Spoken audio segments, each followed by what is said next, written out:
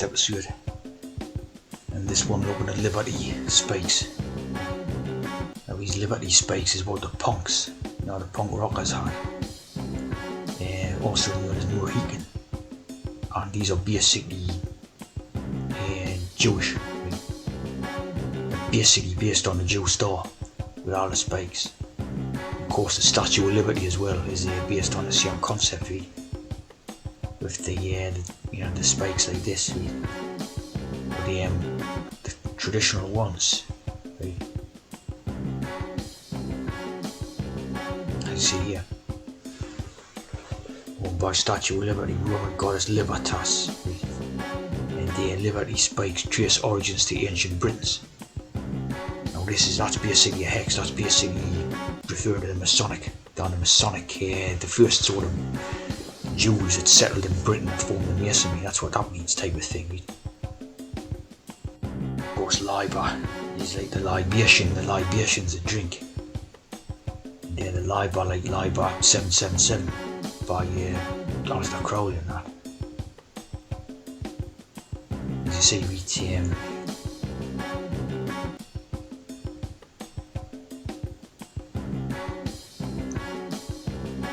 it says here warriors washed their hair in lime water, which made it spiky, and bleached it blonde. Now this type of blonde haired idea is to do again, it's like that golden colour is to do with the Star of David thing, the Jew star. Right? It's based on the Jew star spike. Right? And then the spike is the needle syringe for putting the transmedicine in.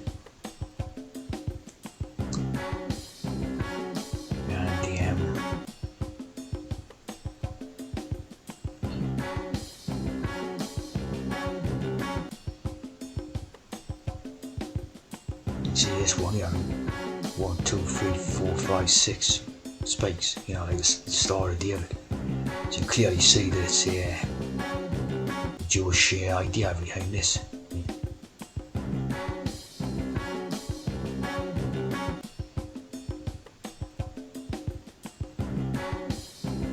Jimmy Ewing. Of course one of the biggest ones who had that haircut was basically the Johnny Rotten. Remember the Johnny Rotten and the Sid Vicious? They had the spiky punk hairstyle. They both had the short spiky haircuts and that.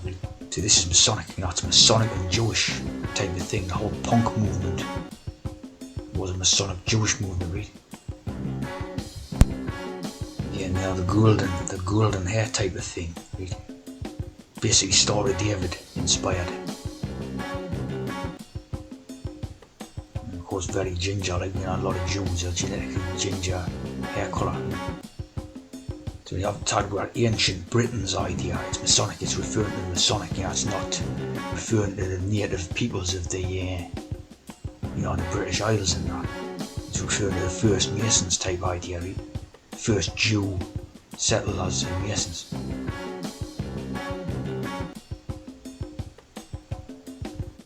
Of course it's brought in like a degeneracy idea, into the British, to a degree in the European countries as well, but definitely the British one. It brought in degeneracy and people had a pretty good life up to then, like the place was good. Everyone used to walk around in smart sort of suits and stuff like that, the place was quite good. People had a good standard of life, really. This was at the point where they sort of brought in the sort of retrograde degeneracy idea, thinking like, things are too good, we've got to basically make them destroy it themselves, they bring in this punk degeneracy idea. See there the contrast with the brick wall and the spikes, So basically, they popularised the degeneracy idea, which was just mindless, People walking around spitting on the floor and that's tend to have that sort of sneering attitude like that Sid Vicious, For anything, for everything and all, basically, you know what I mean?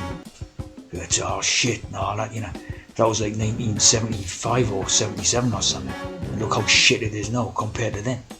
You know, it was bloody great. But it was like this idea will destroy it, you know.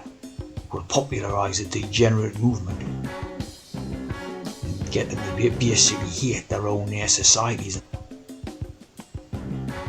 Basically, you know, this was the same period where they started introducing a lot of different black hair ideas like reggae, disco. I think the disco was around just before the punk, but it were like simultaneous type of things. The poor ones were gunning for the punk, you know, because they're sort of for the richer people, you know. And that type was but the introduction of the black music, right? And then once they introduced that white idea, the degeneracy, then they basically started swapping out the reggae music in more pure black ideas, you know. So, you know, it was hard work, dude. How to, you know, how to basically change the country out of multiculturalism.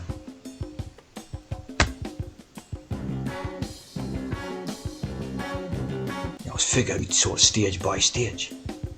And the sort of, you know, these type of musics and then ska and this, they'll start to come in at the same time, so it basically transferring over like the European type of civilization over to a more, you know, an African type civilization, you know, which is, you know, obviously now is totally well underway, like, you know. But this is when we're just sort of they used that punk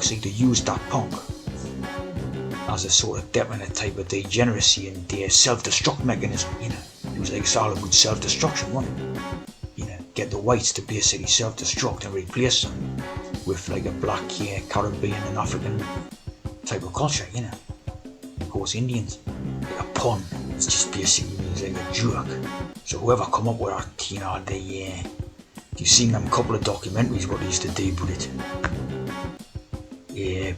What was it, the Great Rock and Roll Swindle or something, you know, they were basically Malcolm McLaren and Julian Temple were basically telling you it was, the whole movement was a joke, you know. There was a bunch of rich posh kids seeing, just basically joking around, right, and seeing how much influence they could exert over the sort of working class morons. See, that's what it was about. You know, they basically admitted that themselves. Obviously they made millions of pounds of it and turned a lot of the British youths into degenerates, retards. You see, they just follow what's put through the media, you know. And of course, you know, there was an experiment in a way to get people to dig anything, you know.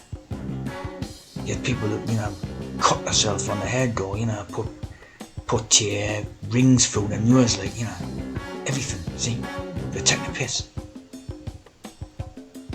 Totally. Same reason why they call it punter, you know, a punter.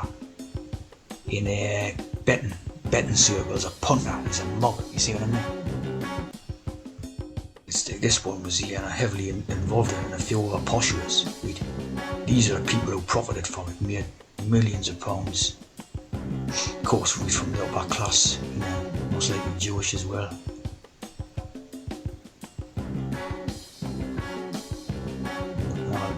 Of course, a lot of black ideas, you know, because that's what they're all into, the Jews, you see what I mean? Right cunt, you know, totally. Looks like a really posh bastard cunt as well, doesn't it?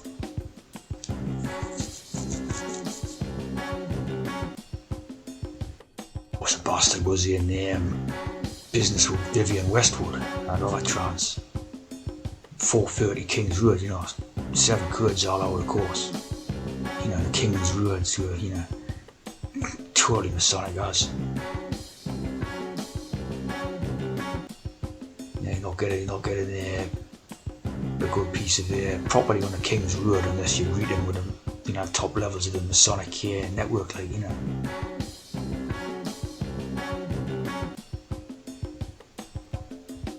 And yeah, interesting, yeah. Of course, like, you know, that was what the famous saying, what Johnny Rotten said, ever get the feeling you've been cheated. They sneered Johnny Rotten. Of course, he knew that I'd been a con. You know what I mean? He knew that I'd been a con just to make a load of money. We were date on that, 6-7.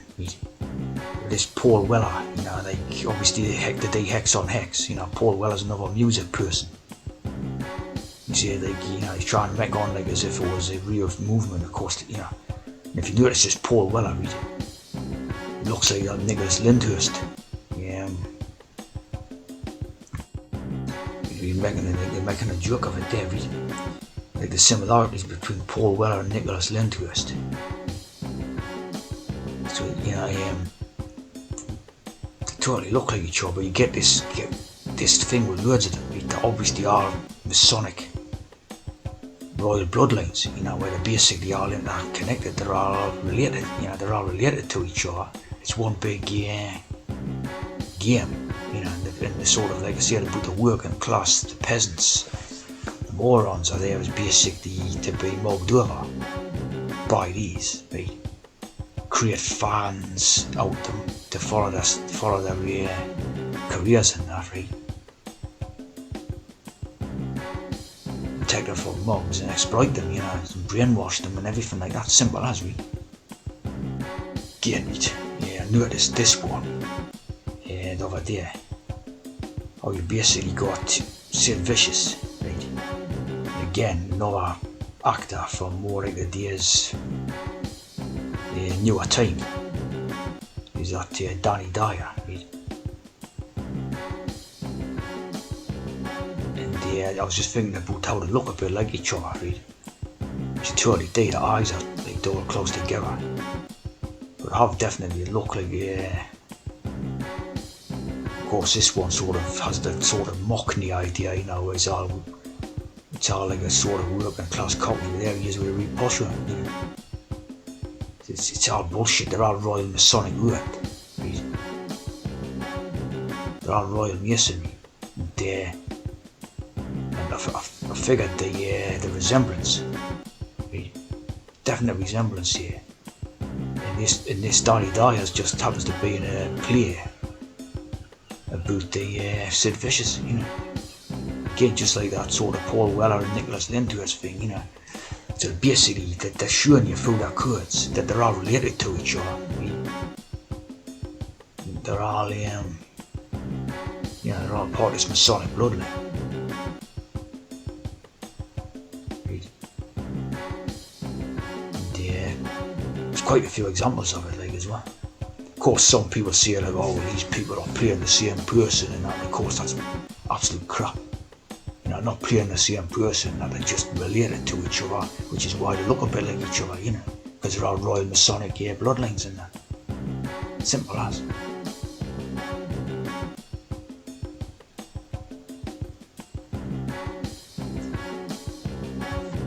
Another example of this right there, this Ian Ogilvy. I was recognising this Ian Ogilvy. Again, there's a newer one called Carl Urban.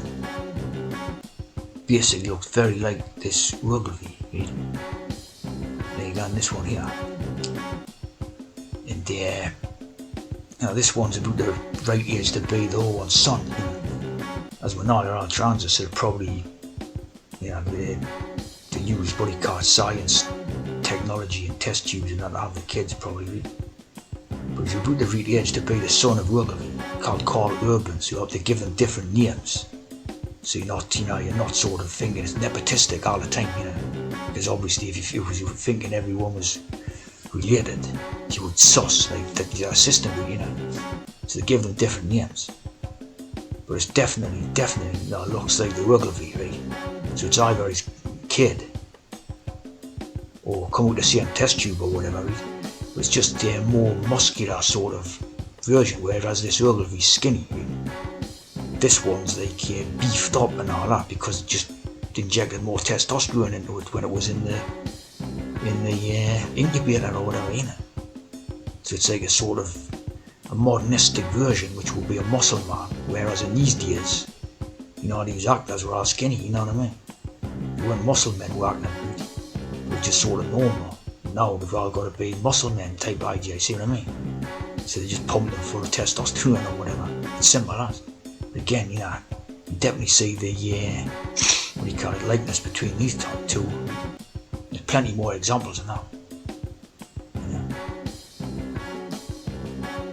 examples of them where they're all related, like